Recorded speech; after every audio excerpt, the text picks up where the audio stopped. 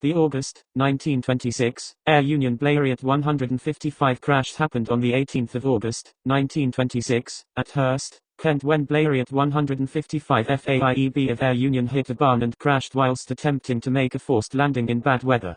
2 passengers were killed in the accident, and the pilot died a day later. The accident aircraft was Blériot 155 registration FAIEB Wilbur Wright, CN2. The aircraft had been registered to Air Union on the 27th of June, 1926, and had flown for 47 1/4 hours at the time of the accident.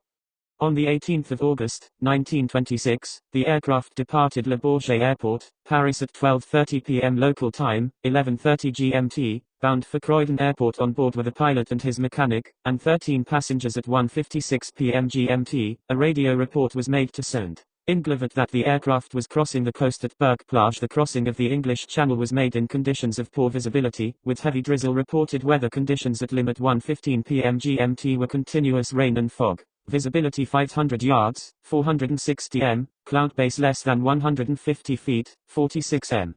Visibility had halved in the preceding 20 minutes. It was reported that an engine failed as the aircraft crossed the English coast at 2:30 p.m. GMT. The pilot attempted to make a forced landing in a large field at College Farm, Hurst, Aldington, some 5 miles, 8.0 km, west of Lynn Airport.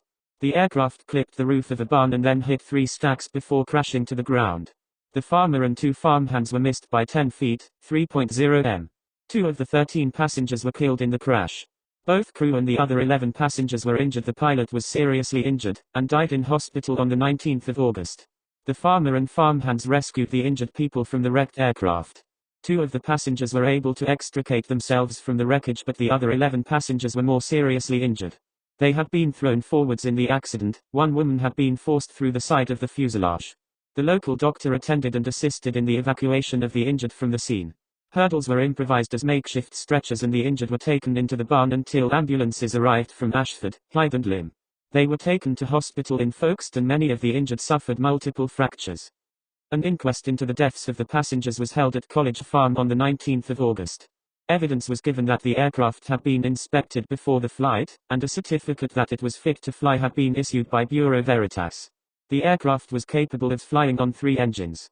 The cause of death of both passengers was ruptures to their lungs.